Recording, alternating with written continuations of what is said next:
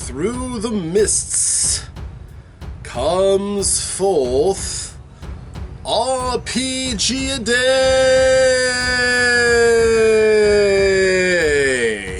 In the year 2021, RPGaDay comes back for its 8th year. A time in August when every day we tackle another question or topic by answering in a way that uplifts the gaming community and answers questions people might have about this crazy hobby of ours that serves to build the community and bring it up, that many of us make blogs about, video blogs, art, or great works. In celebration of the community of gamers, I welcome you to RPGaDay 2021.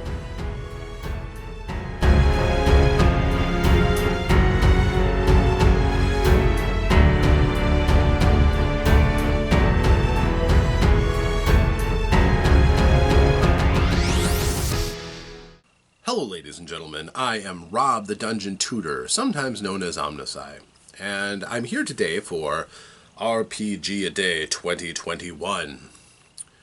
We have been doing this now for 19 days. Today is the 20th, and the 20th word topic for today is foundation. Now, foundation, of course, means the base of something that everything else rests upon. And I think in terms of role-playing games and games in general, foundations are important to acknowledge and occasionally to come back to and tend to. For instance, if your first game that you ever played was Monopoly, it probably holds a special place for you. Unless it was a truly horrifying experience that you never want to repeat again, fair, but my dad was a shark when it came to that game. So many bad memories. And as a result, I still don't like Monopoly all that much to this day, but I digress. I think a foundation is an important thing to occasionally kind of check on and tend to. It serves for a couple of purposes. Number one, it allows you to kind of refocus and recenter, and then to appreciate where you've grown apart from those initial faltering steps. Now, for instance, I have two examples of that in my own experience, and maybe this will echo with you. My very first experiences with role-playing was basic Dungeons & Dragons. Sure, lots of people, same boat as I am. So when I made the decision through my campaigns that I was going to run a variety of games for this new group that I had started up at the beginning of this year, I knew that one of the games that I wanted to run was basic Dungeons & Dragons again. Not because the group needed to kind of be brought along in baby steps, not at all. It's because I wanted to go back and feel what it was like to run that game again. It's been so very, very, very long. When it's been 25 years since you've touched a game, it does feel a bit different, and I wanted to see what that was like. I kind of got a taste of it when I was running Swords and Wizardry Light in my local hobby shop, and feeling that very stripped down experience and still finding the fun and exercising all the skills that I've learned beyond that to bring the game to life for my players, some of whom were used to a more complicated affair with 5th edition Dungeons & Dragons. But when I ran that, it had its own feeling. So when I took my group, who prior to this had played a game of Ghostbusters, which was fun, we started playing this basic Dungeons & Dragons again, first level, D&D, and again, drawing on what I had, running a relatively blah adventure, admittedly, the players really kind of started picking up, developing personalities for their characters. That wasn't all that common in the early days of D&D, but they have been used enough to a game where they had to develop some kind of personality, some kind of traits, goals, and that weren't necessarily given to them through the game, to want to work for and enjoy this game of going into a dungeon, killing the monsters, taking the treasure, and leaving. Which essentially was what their job was, no matter what the trapping. And they accomplished it with aplomb. And I was very happy with the way it worked. Also, they learned a couple of useful role-playing experiences, like looking up to avoid ambushes, being very careful around chests and doors, and how to deal with common adventuring obstacles and difficulties. They did very well. So it felt really good to run the game. Although, unfortunately, again, like I said, the adventure was not all that exciting by itself. I made it a lot better. That's basically how that worked out. But it was still very much the experience. And actually, it was even more rigid of an experience than I used to run, because back in the day, I didn't worry terribly much about things like timing, like how long your torch lasts. I know it's spelled out in the rules, but honestly, if you have torch written on your character sheet, you can see. I was fine with that when I was just starting in my teen years. But now, okay, well, it's been this long. You go through it. You have to light up new torches if you want to be able to see, those of you who are in darker areas. And they did. And it worked out pretty well. I probably could have been even more rigid had I wanted to be, but it was enough to serve the narrative of the story and how they were going into someplace dark and scary and fight the creatures they found and take the treasure and win. And they did. So that Foundation experience was a nice one for me. It was pleasant for me because it made me feel a little bit like back in the old days. And sharing it with these newer players was a really positive experience. Now, still keeping in the vein of that particular group, again, their foundation, when I formed the group, it was pretty simple. I wanted a group that I thought was going to work out really well together. So for the foundation, the absolute bedrock that I chose was one player that I've had for quite a while, over I think a decade now. And he's been a rock-solid role player, the kind of person who drives action and really can get into a character. He enjoys the idea of taking a character and giving him a personality and an attitude and just being a solid role player. He also understands the rules, never gets hung up on them, and is a very capable game master himself, so he understands what it takes to tell an engaging story, and he does, as a player, helps drive the story and drive character and personality very well. I also chose another player because she has played with me for quite a long time. I know that she is reliable, dependable. She's always here. Should be. I married her. And she enjoys the company of others. She enjoys playing with a group that she can get into and has common bonds with. Sometimes she struggles when she doesn't feel that or doesn't feel like the group is as engaged. So I was really hoping for more with that. I also picked a player that I had played with quite a bit before that brings a certain energy and vivacity to her characters.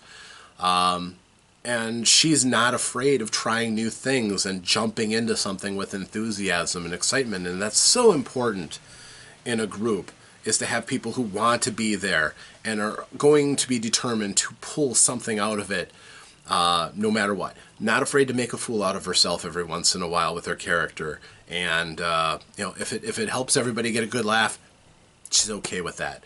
Also, making characters that aren't the same old and trying different things. So nice to see people who do things like that and genuinely look for every character as a new opportunity. I also picked some youth in the group. I have a younger player that I had never played for before, but I've known him for a chunk of his life. And I know he's a fine person himself and really does love the role-playing. I mean, his enthusiasm is infectious, and making characters that are sometimes can be a little bit more subdued and reserved, as opposed to a character that's just over the top and excited and energetic, and sometimes even plays with really deep personal flaws, but is interesting and dynamic. Again, cornerstone player that you love to have a group built around. And then to top it all off, I invited some players who don't have a great deal of experience. They are both very, very interested in role-playing. And again, they have a lot of enthusiasm for the part, but I get to watch them grow into it a bit more. They don't know all of my triggers and things that I use to try to draw people out. They sometimes get a little blindsided when their moment comes up and it's just like, oh, I got to think of how I'm going to use this character. It's a skill. It's something you work at and you develop, not something that you're just born with or anything.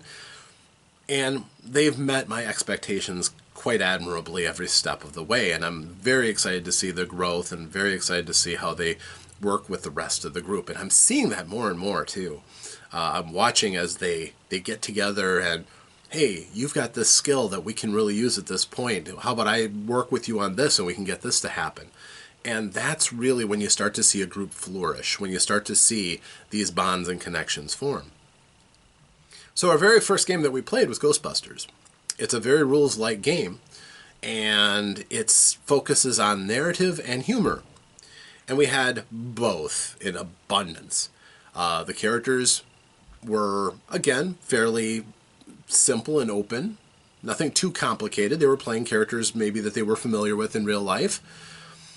But they attacked the roles quite well and tried to tell a story with their characters, especially using when their characters didn't succeed to help continue to drive the narrative. Failing forward sometimes, but also sometimes just sit there with egg on your face while everybody else gets a good laugh and you're laughing along with them because it's almost so ludicrously funny that this would happen. And then celebrating together when somebody does really, really well. Both elements are really important for forming that bedrock that the group is eventually going to find itself perched on as they go higher and higher up. And at some time, we're definitely going to go back and play Ghostbusters again. It was fun. We had a lot of fun with that game. And I think it's important now and again to come back to where you started so that down the road, they're going to have old school gaming experience. They're going to have the experience of a deeply narrative and rich game with lots of extra features to excite the imagination that they're getting in The Darkest Dream. They're going to have the experience of interpreting their dice rolls to make sense in a world where they're going to try something and then just let the dice fly and see what happens, like they had in the Princess Bride role-playing game, where sometimes really good characters can get really bad rolls and just watch something ludicrous happen. But know that it's in the service of a cinematic adventure where it's not life or death. It's embarrassment, it's a disadvantage perhaps, and sometimes the struggle can be very, very real. But at the same time, you have to dare, you have to try things, because what's the option? You're going to be relegated to the role of an extra who never took that challenge, who never dared. You will probably survive the challenges that you throw at yourself. So that's very important in a game like Ghostbusters, where the Ghostbusters continuously put themselves on the line and they get by somehow, not always the prettiest. Sometimes it's by doing the thing they were told they should never do, but to dare and to succeed, sometimes even against the odds. So I think those foundational experiences can be incredibly important, and I think revisiting your foundation from time to time, whether that's going back and playing a game that you've played before, or just as a litmus test, throwing in an adventure similar to an earlier adventure so that you can see where they've progressed and gone forward, can really help you to appreciate the whole. It's part shoring up and maintenance, but it's also part celebrating where you've come from and the journey that you've had together. And to me, that's pretty important stuff in a role-playing group. So hopefully you get an opportunity to do something like that yourself. Like I said, it can be miraculously refreshing and engaging when you can get it to work right. So anyhow, thank you for joining me. I am Rob, and I appreciate you being here. Again, check me out on the Dungeon Tutor or Omnisci Facebook group or my YouTube channels. And if you'd like, the like button, subscribe button if you've never seen my videos before and you think I'm saying something that makes sense. Feel free if somebody else needs a little chip up, or maybe you wish that you could go back to a game that you've played before and nobody else seems to be getting the hint. Forward this video out, or maybe use it to remind somebody that sometimes going back to your roots really helps you to appreciate how you've grown and developed. And sometimes can help if your group is kind of fraying a little bit to retool, rekindle, and find commonality. If you have any comments yourself about occurrences that you've had where a rocky foundation may have caused you some problems, or where getting a foundation and returning to it really helped your group, feel free to leave in the comments below. We'd love to have that conversation with you. But until the next time, and still got more videos to make, I hope to see you in future videos. And until then, farewell.